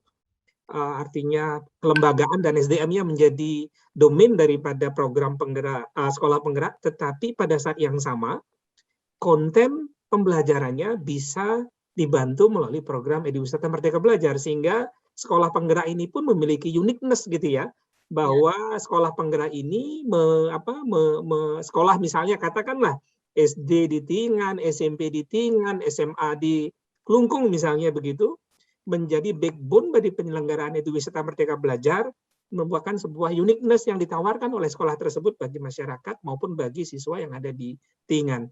Saya pikir sangat saling melengkapi lah begitu. Artinya kan setidaknya Pak Ses nanti bisa cerita, kalau Klungkung itu uniqueness-nya ini loh, saya sudah tahu gitu. Di level kementerian maksud saya. Saya kira betul yang disampaikan Prof. Ketut tadi, itu saya kira betul. Jadi nanti sekolah penggerak yang di Klungkung khususnya di Tingan itu mempunyai kekhasan gitu ya, keunikan tadi gitu. Karena ada peran-peran tadi, kemudian ada tambahan-tambahan intervensi yang di luar sekolah juga tadi kan ada ya. Itu saya kira menjadi lebih kaya gitu ya Pak. Jadi keunikannya itu tambah gitu. Kebetulan di forum ini juga ada Pak Kepala Desa, ada teman-teman dari dinas Pak. Jadi mereka pada mendengar lah gitu. Oh ya. Melalui TV itu ya, TV desa itu Pak. Enggak, kebetulan sekarang ada di grup kita Pak di Zoom, Pak. Di Zoom masuk hadir juga ya. Pak Mekal juga ada, Pak dari dinas juga ada Pak. Mudah-mudahan apa yang Pak Ses sampaikan pada malam ini segera akan mereka respon dan kami akan support dari ITS untuk mempersiapkan, karena 2022 kan tinggal sebentar lagi. Ya, dan seleksinya kan dilakukan tahun ini Pak. Itu dia makanya. Kalau seleksi sekolahnya itu. Oke Pak, segera kami komunikasikan. Dan tidak memilih sekolah yang terbaik, bukan. Yang dilihat dari visi misinya kepala sekolahnya. Gitu. Oke. Nah, ya. Kalau itu training dulu kepala sekolahnya.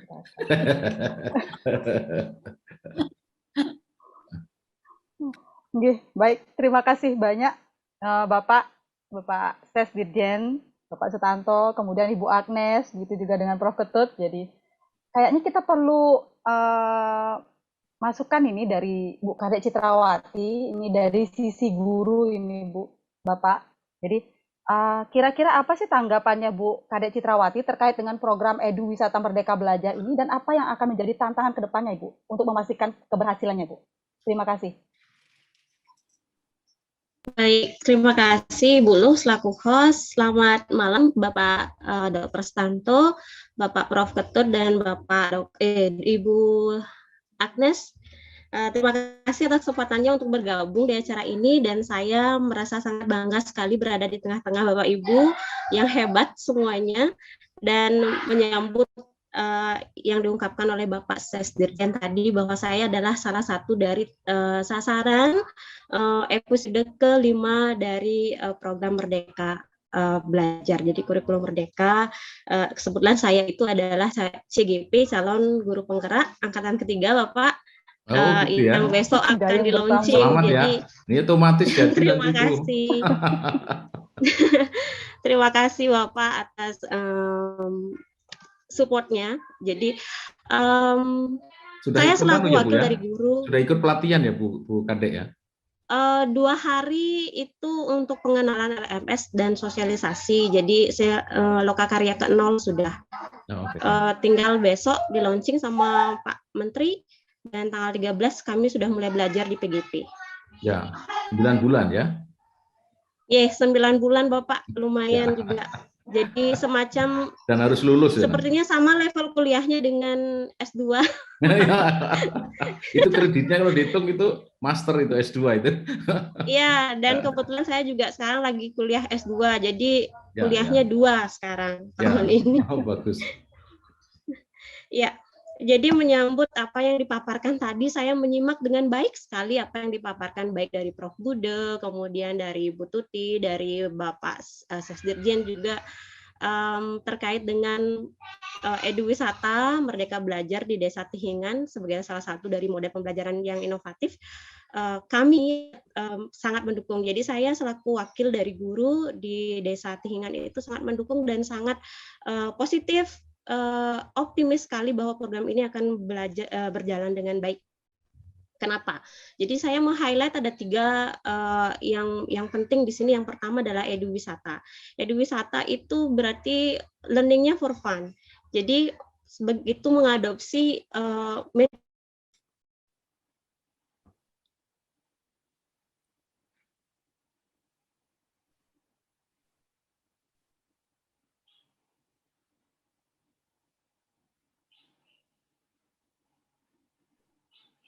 Sepertinya Bu Kadek terputus.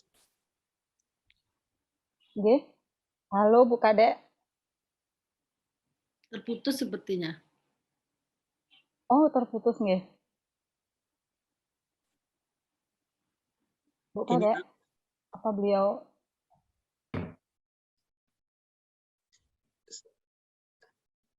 sekalian mungkin saya sampaikan Kalau- ke Pak Ses, Desa Tihingan itu ada desa, Pak. Artinya infrastruktur ICT-nya juga masih belum cukup mapan begitu, Pak. Sinyal juga kadang-kadang susah. Jadi mohon dimaklumi, Pak, karena Bu Kade itu berada di Desa Tihingan, Pak. Kapan kalau Pak Ses ada tugas ke Bali, Pak? Mohon saya diinfo, saya antar Bapak. Mudah-mudahan segera normal kondisinya, Pak. Oke, kalau pas ada tugas di Bali, kami siap untuk ngantar Desa Tihingan nanti, Pak. apa beliau sudah bergabung nggih? Belum. Kalau belum ada ya Bu nggih, Bapaknya. Belum. Oke, kalau gitu Putus saya ya. lanjut ke Ibu Agnes saja Bu nggih. Untuk ginikan karena kita terbatas juga dengan waktu. Ibu, sejauh ini bagaimana dukungan ITS dalam upaya pengembangan kurikulum eduwisata Merdeka Belajar, Ibu? Sangat mendukung. Sangat-sangat mendukung. Jadi karena memang kami ya dengan ketuanya Pak Prof Ketut tadi itu kan kita menggagas itu Pak Ses. Sehingga akhirnya kita harus konsekuen dong ya bahwa kita mengerahkan semua. Jadi kami sekarang ini Pak Ses selain dosen-dosen yang terlibat di di kegiatan ini cukup beragam, cukup banyak dan berbagai bidang ilmu ya. Jadi ada yang dari arsitek, ada yang dari geomatika, kemudian Prof Ketut itu sesungguhnya dari dari kelautan sistem perkapalan. Tapi kan karena ya saya statistik, kemudian nanti ada dari informatika ya Mas. Lalu mahasiswanya itu ada 13 orang Pak yang diterjunkan. Jadi kami walaupun masanya pendek, tetapi sudah seperti kontrak tidak tertulis, kita mau mendampingi 5 tahun gitu Pak. Jadi artinya dukungannya. Berarti sering ke Bali ya Bu Agnes? Iya, tujuannya begitu. Jadi saya kira kita akan sangat-sangat mendukung dengan segala sumber daya kita. Toh sekarang juga sebetulnya kalau hanya untuk misalnya memberikan pendampingan, kita bisa menggunakan Zoom kan, tidak harus kita bolak-balik ke Bali gitu ya. Tapi harus bisa juga diselang-seling dengan Zoom. Jadi saya kira tidak mahal. Artinya ITS sanggup lah gitu buluh ceritanya. Oh, ini Bu Kade udah datang. Baik, terima kasih banyak Ibu atas supportnya. Ya. Halo Bu Kade. Iya, mohon maaf Bu tadi. Kade. Ya, mohon maaf tadi keluar mendadak dari Zoom. Terpental namanya. Inggih. Mohon maaf Bapak Ses. Jadi saya lanjutkan, jadi selaku guru kami mendukung sekali program ini dan sangat optimis bahwa program ini akan berlangsung dengan baik. Pertama karena konsep eduwisata itu selain berorientasi ke siswa juga memberikan atmosfer baru di dunia pendidikan karena mereka belajar dengan bersenang-senang. Jadi ketika siswa senang maka materi atau konsep teori itu akan lebih cepat masuk. Jadi itu yang kami secara teori itu pegang di guru. Kemudian terkait dengan konsep Merdeka Belajar dan sangat betul sekali yang disampaikan oleh Bapak Sesdirjen, Bapak Prof. Ketut juga bahwa Eduwisata Merdeka Belajar ini benar-benar mengambil framework-nya Merdeka Belajar, di mana pertama yang saya bilang tadi adalah student centered, yang kedua adalah differentiated instruction atau pembelajaran yang berdiferensiasi. Kenapa berdiferensiasi? Karena mereka dibedakan atas levelnya, jadi materi, konten disesuaikan, juga aktivitas juga disesuaikan dengan level siswa. Jadi atas informasi yang diberikan oleh gurunya, jadi kami tim penggerak atau guru di desa selaku tutor atau nanti akan menjadi guide juga, itu akan memiliki pemahaman baru terhadap peserta didik tersebut yang akan bereduwisata di desa. Kemudian bisa memvariasikan dari segi kontennya, kemudian dari segi sumbernya, jadi variasi sumbernya itu ada, kemudian aktivitas pembelajarannya pun akan beragam sesuai dengan levelnya. Misalnya saja dia adalah anak SD, jadi mungkin ketika mereka datang ke sanggar tari atau sanggar gamelan, mereka mengenal dulu, kemudian mengidentifikasi bunyinya atau menonton gerakannya, kemudian menirukan atau sekedar untuk mewarnai seperti itu. Jadi disesuaikan dengan levelnya siswa. Jadi mereka bisa milih karena nanti akan disajikan dalam bentuk itinerary seperti disampaikan oleh Prof. Ketut. Kemudian dalam bentuk paket-paket yang nanti siswa bisa milih sendiri tuh. Saya mau paket ini, oh saya bisanya di sini, saya akan nyoba yang ini, seperti itu misalnya. Kemudian assessment yang disampaikan tadi oleh Pak Prof itu lebih ke assessment jadi for fun. Jadi merdeka belajarnya atau diferensiasinya juga ada di assessment, di mana siswa nanti pada akhirnya setelah mungkin di awal dengan metode project based seperti itu. Jadi siswa itu nanti memiliki peluang dan diizinkan untuk mempresentasikan apa yang mereka sudah dapatkan, apa yang dipelajari dari Eduwisata tersebut dalam berbagai bentuk produk, seperti misalnya berpuisi, drama, ataupun misalnya membuat konten yang bisa mereka upload ke konten media sosialnya seperti YouTube, mereka bisa vlogging, mereka bisa podcasting dan lain sebagainya dari apa yang sudah mereka berikan. Jadi bukan assessment yang mereka diberikan sederet pertanyaan berkaitan dengan teori gitu misalnya. Bukan assessment yang mereka diberikan pertanyaan dalam bentuk multiple choice atau isian. Jadi mereka itu akan mempresentasikan apa yang mereka sudah dapatkan dengan berbagai cara, bisa acting, bisa berpidato, bisa berpuisi, bisa main drama, bisa bernyanyi. Yang jelas kontennya itu adalah apa yang sudah mereka pelajari. Jadi itu yang kebaruannya atau inovasinya di dalam Eduwisata Merdeka Belajar yang disajikan dan sudah didesain kurikulumnya sedemikian rupa. Jadi kami sebagai guru sudah memiliki payung untuk membuat model, kemudian rencana pembelajaran yang sesuai dengan apa yang akan menjadi tujuan kita bersama dalam hal ini adalah untuk membentuk manusia Pancasila. Jadi dengan harapannya bahwa ke depannya nanti kami di bawah bersinergi juga dengan bapak-bapak yang di ITS, di Undiksa, dan juga di Warma Dewa untuk mewujudkan bersama tujuan pendidikan kita, yaitu mewujudkan generasi Pancasila seperti itu. Jadi tantangan terbesarnya mungkin menurut kami adalah menyiapkan sumber daya manusianya.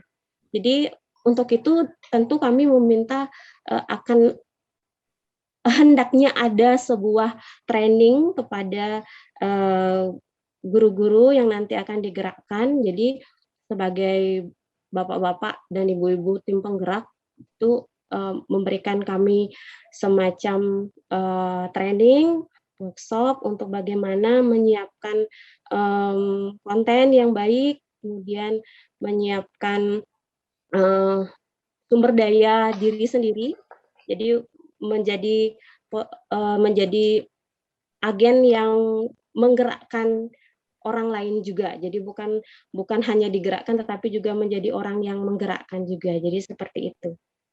Saya kembalikan ke host, Ibu Loh.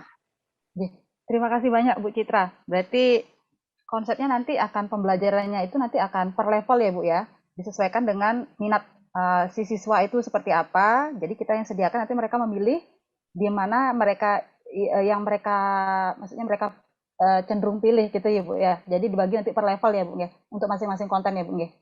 Iya, karena sudah dimuat juga dalam kurikulum yang didesain dari tim pengembang kurikulum desa Eduwisata ini, bahwa ada level-level dari yang sekiranya itu sejalan dengan taksonomi Bloom yang direvisi. Jadi dari C1-nya ada, kemudian C2, C3, dan dari LOT atau lower order of thinking skill sampai HOT-nya ada. Jadi higher order of thinking skill-nya juga ada.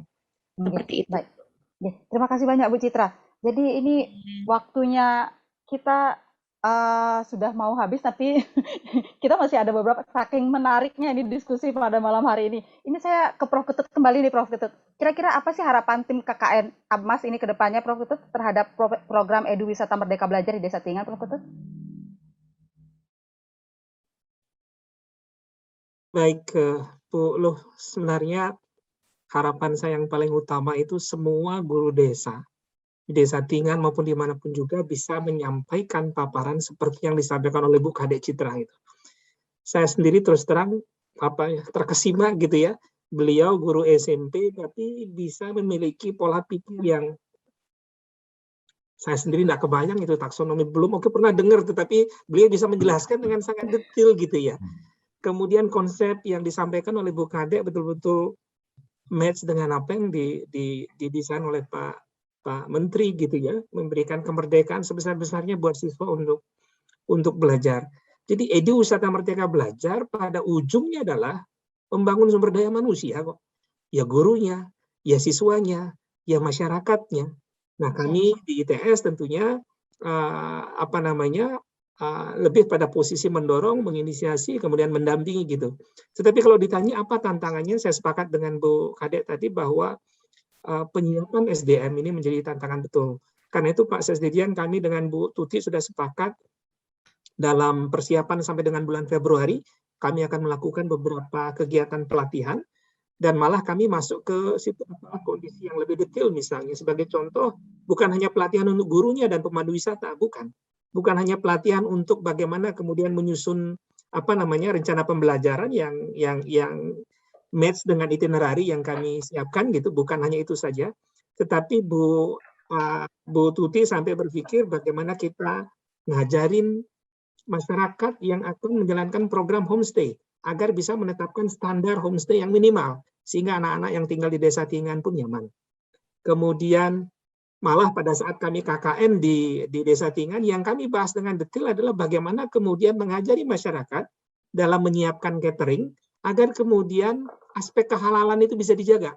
Karena tentunya kita berharap bahwa layanan makanan yang kita berikan kepada siswa pada saat mereka homestay di Desa Tingan juga menjamin kehalalan daripada makanan yang mereka konsumsi. Jadi sedetail itu yang sudah kami bayangkan dengan berkoordinasi dengan Pak Kepala Desa, kemudian Dinas Pariwisata, Dinas Pendidikan. Saya pikir ini itu tantangan yang sebenarnya ada di depan. Tetapi kalau melihat bahwa suatu saat guru-guru, siswa-siswa bisa menyampaikan seperti apa yang disampaikan oleh Bu Kadek tadi, saya pikir paid off lah gitu. Kira-kira effort yang akan kita lakukan itu tidak seberapa dibandingkan dengan cita-cita yang ingin kita capaikan, yang ingin kita capai. Itu belum tambahan dari saya, Pak. Saya mohon maaf kalau saya mungkin terlalu bermimpi, tetapi harapan saya itu bukan sesuatu yang tidak mungkin gitu ya. Saya yakin apa yang disampaikan Bu Kadek itu mewakili kualitas yang ingin kita sama-sama capai nantinya. Matur nuwun. Terima kasih Prof Ketut. Jadi mohon maaf ini karena jujur karena waktu juga yang harus memisahkan kita ini. Jadi mohon maaf ini. Jadi saya akan simpulkan acara pada malam Saya hari bisa ini, nambah Bapak. dikit, Bu. Oh, enggak, Bapak. Bu. Boleh, silakan, Oke. Bapak. Nggih. Iya, saya kira saya juga sesuai Pak Prof. Ketut tadi ya. Saya salut betul apa yang disampaikan Bu Kade tadi ya. Bu Kade udah memahami betul itu konsep sekolah penggerak itu yang berfokus pada student center ya. Jadi guru itu nanti akan melakukan namanya teaching on the right level gitu. Jadi memang harus melihat dari kondisi siswa masing-masing di sekolah itu. Tadi sebetulnya masih ada 2 slide yang belum saya paparkan. Tadi tentang itu sebetulnya. Namanya pembelajaran dengan paradigma baru itu yang disampaikan Bu Kadek tadi gitu. Itu pas betul, memang seperti itu nanti konsepnya di sekolah penggerak itu. Jadi nanti para guru itu harus melakukan namanya teaching on the right level tadi. Ya, saya kira cocok betul. Makasih Pak Bu Kadek.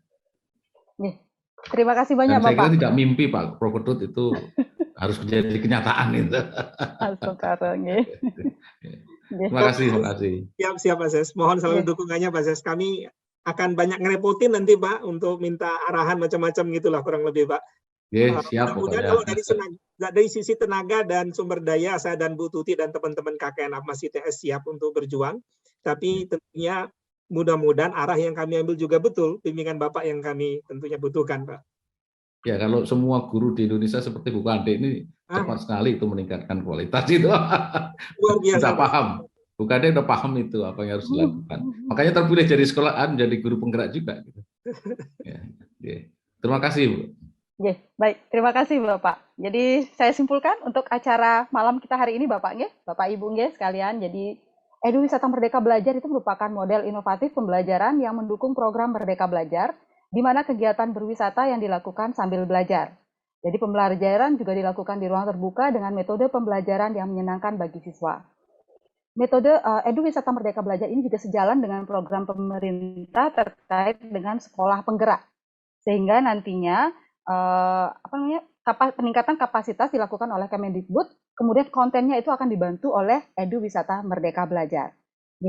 Sekian untuk kesimpulan dari saya. Nah, ini kebetulan Bapak dan Ibu ada 2 orang penanya dari mahasiswa ini.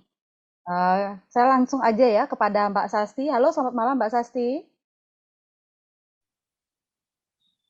Halo Ibu Luh, makasih atas kesempatannya. Perkenalkan dulu, selamat malam. Perkenalkan saya Sasti dari mahasiswa ITS Surabaya. Ini sangat senang sekali bisa ikut hadir dalam diskusi yang pada malam hari ini, bertemu dengan secara virtual dengan orang-orang hebat. Setelah menyimak diskusi yang tadi sangat menarik itu, ada pertanyaan yang muncul di kepala saya. Nah, jadi kan KKN Atmas ini tuh akan berakhir tuh bulan depan, tepatnya bulan September 2021. Sedangkan kegiatan edukasi di Desa Tihingan itu rencananya akan dilaksanakan pada minggu pertama bulan Februari 2022. Nah, dari pihak ITS sendiri, apakah ada kegiatan atau media apa saja yang dilakukan untuk mendukung pelaksanaan dari Edu Wisata Desa Tihingan ini, Pak? Terima kasih. Terima kasih, Mbak Sasti. Saya mohon bantuannya, kesediaannya Bu Dr. Agnes untuk menanggapi pertanyaan dari Mbak Sasti. Ibu Agnes, saya persilakan. Mbak Sasti maunya apa? Mau terus apa mau cepat selesai? Saya kira kita akan komitmen ya Mbak Sasti ya. Walaupun itu kita berakhirnya secara formal kan berakhirnya ada batasnya gitu ya. Tetapi kan kita sudah komitmen untuk melanjutkan. Jadi saya kira nggak apa-apa gitu. Tetap ini sebetulnya juga bagian dari Merdeka Belajar. Merdeka Belajarnya kampus maksud saya. Itu tadi yang kita belum singgung, karena KKN tematik itu kan bagian dari Merdeka Belajar. Jadi dengan adanya KKN di lapangan seperti ini, dulu kan kalau orang KKN bikin gapura gitu ya, sekarang sudah enggak. Nah, kita langsung masuk pada substansi-substansi yang sesuai dengan bidangnya masing-masing. Ini kebetulan Mbak Sasti ini mahasiswa saya, Pak Ses. Jadi apa itu namanya dengan menyemplung langsung ke desa, banyak sekali yang ternyata itu harus dikerjakan oleh mahasiswa, dan nantinya itu kalau lulus ya baliklah ke desa lagi gitu ya, sehingga desanya maju gitu. Jadi jangan berhenti hanya dibatasi karena KKN gitu, tetapi kita masih punya banyak slot-slot lain yang kita tuh tetap bisa terus berkontribusi. Saya kira begitu. Nggak usah nunggu program, toh juga rumahnya di Bali ya. Ibu. Iya, Ibu. Terima kasih banyak, Bu Agnes. Jadi ini kita juga ada pertanyaan yang kedua, ini kebetulan dari mahasiswa juga. Selamat malam, Udaya. Halo, selamat malam. Oke, saya persilakan Udaya untuk pertanyaannya. Baik, sebelumnya terima kasih atas kesempatan yang diberikan.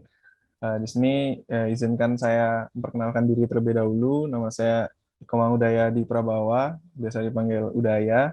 Dan sama seperti Sasti tadi dan Bapak Ibu dosen yang ada di sini, saya sangat senang bisa hadir di acara pada hari ini.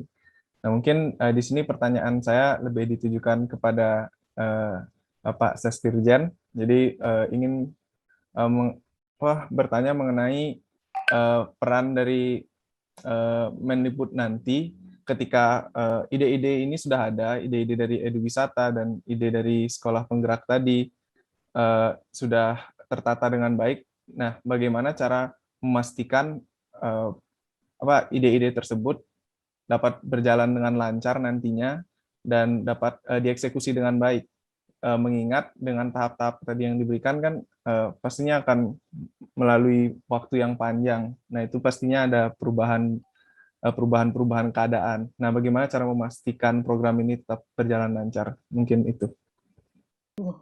Terima kasih, Udaya. Saya mohon kesediaannya Bapak Sesdirjen, Bapak Sutanto untuk menanggapi pertanyaan Udaya, Bapak. Saya persilakan, Bapak.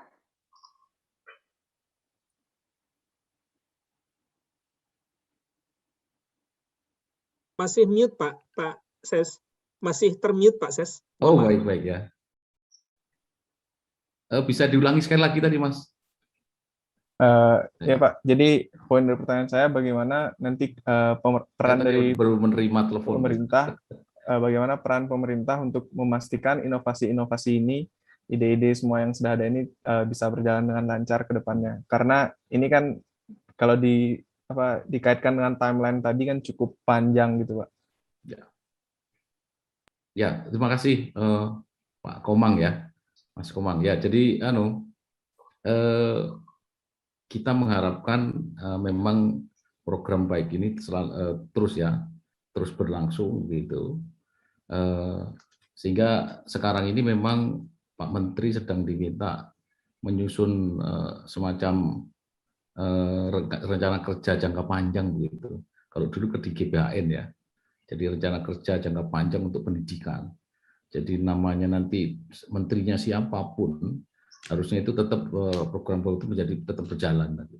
Nah, ini yang diharapkan seperti itu.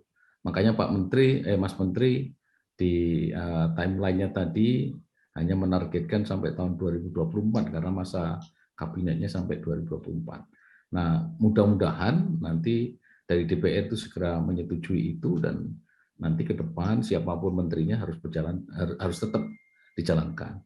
Karena memang kebijakan-kebijakan yang baik ini saya kira perlu diteruskan. Ini yang kita harapkan seperti itu. Jadi nanti harusnya siapapun menterinya tetap dijalankan. Gitu. Ini saya kira Pak. Terima kasih. Terima kasih banyak Bapak. Jadi diskusi ini sangat menarik sekali sehingga kita sudah tiba di penghujung acara. Jadi saya ucapkan terima kasih kepada narasumber kita malam hari ini, Bapak Dr. Sutanto SHMA, selaku Sekretaris Direktorat Jenderal Pendidikan Anak Usia Dini, Pendidikan Dasar dan Pendidikan Menengah. Kemudian kepada Prof.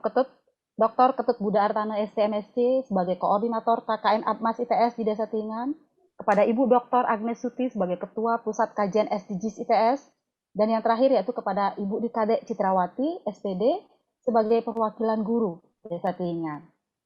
Tak lupa juga saya ucapkan terima kasih kepada kerabat TV Desa dan sahabat kampus yang telah mengikuti kegiatan kita pada malam hari ini yang merupakan sesi terakhir membahas mengenai Edu Wisata Merdeka Belajar di Tihingan. Tak lupa juga saya ucapkan terima kasih atas dukungan penuh Pusat Kajian Sustainable Development Goals ITS yang telah memfasilitasi terselenggaranya kegiatan ini sehingga memberikan semangat baru membangun kepariwisataan di desa di masa pandemi. Akhir kata, saya tutup dengan pantun daerah bahasa Bali, kekedaton meligabus, muring micegang keajengan. Semeton jegat bagus, nyiring simpang ketihingan. Selamat malam, salam Advancing Humanity dari Bali. Sampai jumpa pada tema-tema menarik lainnya hanya di TV Desa. Belum.